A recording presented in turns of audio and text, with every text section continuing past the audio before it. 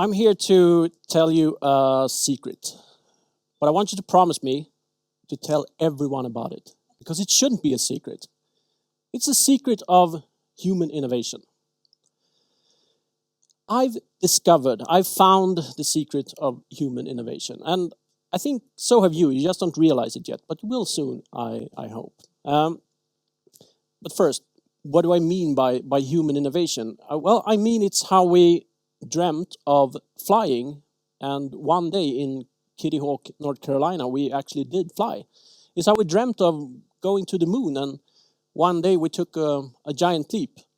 And it's how we dreamt of teaching our kids how to read and write, and today over 90% of all children in the world go to school.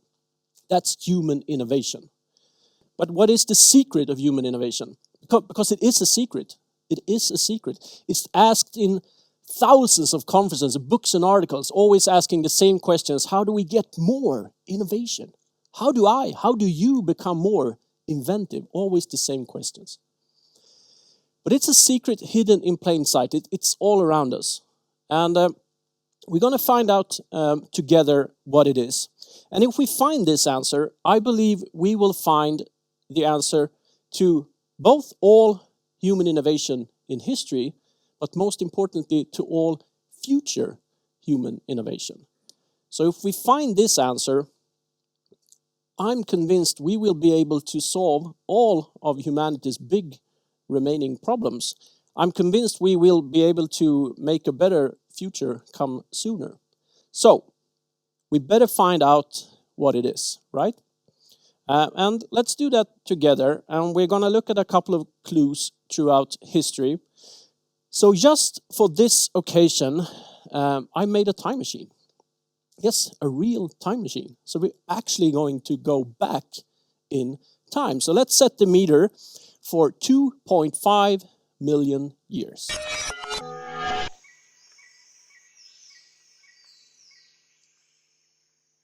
The place is Africa.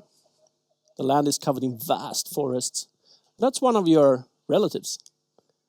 My relative also. That's one of the first humans. And they were pretty small. They were easily scared. So please don't make any sudden moves, keep your voices down a bit. You don't have to be afraid of them. They don't hunt anything. They eat only fruit and vegetables. Actually, they were the hunted. Yeah. And that's one of the hunters back then. A saber-toothed tigers. Those kitty cats roamed the earth back then. It was a scary time to be a human being. But we're not here to look at cool cats. We're here to look for human innovation. And not much of that was going on back then. Not much at all. To find some human innovation, we have to jump into the time machine again and, go back to the future. Actually, 2.4 million years back to the future. As you can see here, the pace of innovation back then was really, really slow. It took several 100,000 years, 1 million years between some major innovations back then. Actually, if the pace of innovation had been as slow the last 100,000 years as the first 2.4 million years, for example, this TEDx talk, it wouldn't be a talk at all. Because we wouldn't even have invented spoken language. We couldn't even talk to each other. And maybe none of us would even be here because all other human races were extinct over 10,000 years ago. So maybe Homo sapiens would be extinct too if the pace of innovation hadn't picked up 100,000 years ago. So something happened to Homo sapiens 100,000 years ago. So we better land the time machine there to find out what it is. And here's our first clue. The place is still Africa. The big forests are gone now. And maybe the first thing you notice is that the humans here, they look like us. Because, well, they are us. Anatomically, there's no difference between our bodies and their bodies. Maybe you also notice some old people here. Really, really old people in the early 40s. That's the grandparents. And they take care of the grandchildren, of course. They teach them, how to find food, how to cook, how to make some simple tools. They're transferring knowledge to a new generation. And if we would walk around here a bit, we would run into a lot of humans. Actually, more humans here now than ever before. And that's important because Professor Joseph Henrich has shown in his research that with increased population density, you get more innovation. So when people live closer together, we learn from each other and you get more innovation. And 3 other scientists, Mark Thomas, Adam Powell, and Stephen Shannon, they used that model and they ran simulations of population density in Africa.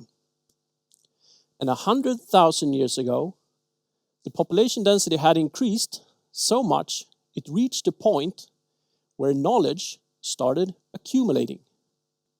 So for the first time in history, knowledge didn't die out anymore.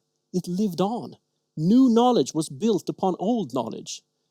So there were enough grandparents so they could transfer knowledge to both their children and the grandchildren. And when people moved around, because they were still hunters and gatherers, they ran into other groups frequently enough so they also transferred knowledge between the groups. So knowledge didn't die out, it started accumulating, and this was a revolution for humanity. This was a revolution for humanity. Now, for the first time, we really took off. As you can see now, the pace of innovation is so much faster. And I want you to notice one thing here, and that is every time when we make it easier to spread knowledge, the pace of innovation increases even more. So when we learn how to speak, when we learn how to write, when we started living in cities and civilizations and the printing press, every time the pace of innovation increased. And that's also important. Now we're at the year 1689. Of course, this is a completely different world from the one we left. Now we even have some control of the cats, well, as much as you can have. We're now spread across the entire globe. We're top of the food chain. And we landed here in 1689 in London, England, outside of the old Parliament building. And we landed this year because it's a very important year on our journey and for humanity. Because even though much had happened in the last 100,000 years up until now, that was nothing compared to what would happen in the coming 300 years. In the 18th, 19th, and 20th century, we would see an explosion in human innovation, like never before. And for the first time, we would really see an increase in human living standards. Because not much had happened in human living standards. Even though we had much innovation, human living standards was almost the same as it was 100,000 years ago. So in the late 17th century, the average lifespan was still around 30 years, like it was almost 100,000 years ago. And 99% of all people lived in what we today would call extreme poverty. And more than half of all children died before adult age. More than half of all the children. But 300 years later, now we more than double our lifespans. Now it's 72 years. And only 9% of all people live in extreme poverty, and 4.5% of children die before adult age.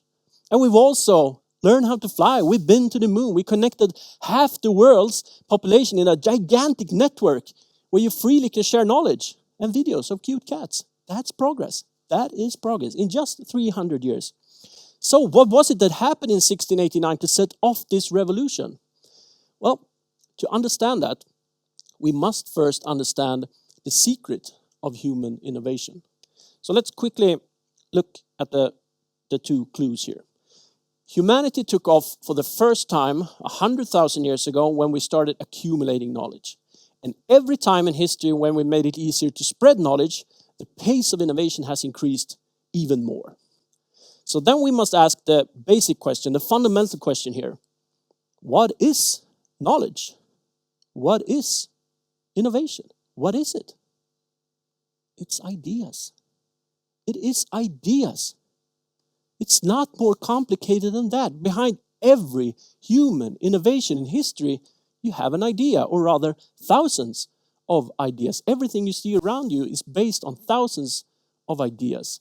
That is the secret of human innovation. It's not more complicated than that. We make it so complicated. We think it's so hard That's why we need all these conferences and books and articles, because we think it's so complicated, but it's not.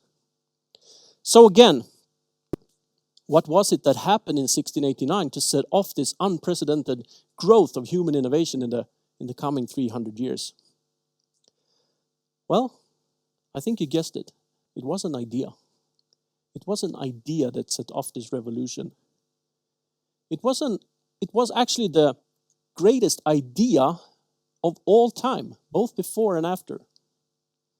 It was the idea that set off the Industrial Revolution that completely changed the world.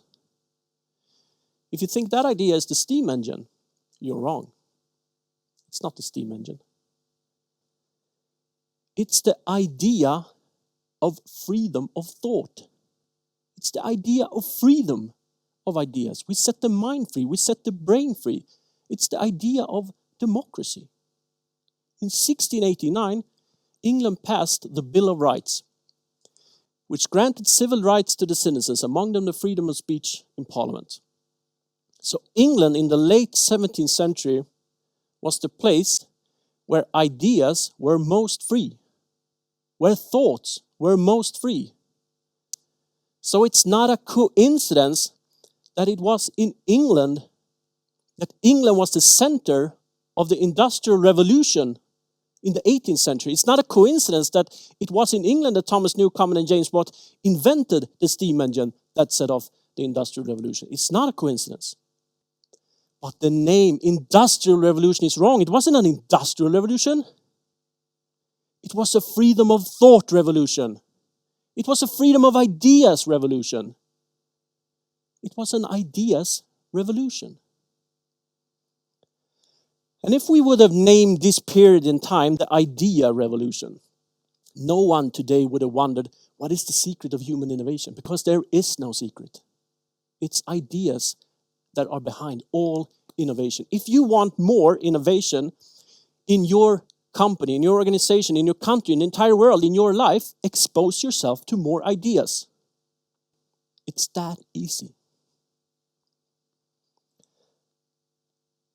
If we make it easier to spread ideas, we will get more innovation. So, now we're back where we started. I landed a time machine here on the roof, so you can check it out later if you want. Couldn't find a parking spot down here. So, now we know the secret of human innovation. What should we do with that knowledge? Well, that's not for me to decide. It's for us to decide. Because the sum of us is so much greater, so much smarter than the smartest person in this room. So we should decide that together. But I'm convinced of one thing. I have one idea. And that is that we should keep making it easier to spread ideas. So make sure every human being on this earth gets access to the internet as fast as possible. But as history has shown us, technology is not enough. So also make sure that every human being on this earth owns the right to their ideas and to express them. Not just because it's morally right, it is, but if we do that, I am convinced we will be able to solve all of humanity's big remaining problems. To make sure that to make sure that 0% lives in extreme poverty, to make sure that all children go to school. But most importantly, if we set all ideas free, we will be able to dream new dreams and make them come true. Because the journey of humanity has just begun. We're just at the starting point. There's so much left to do. If we set every idea free, we will be able to dream those new dreams, and we will be able to make a better future come sooner. And that's why the TED slogan, ideas worth spreading, is so perfect. Because ideas are worth spreading. It's the most important thing in the world. Thank you.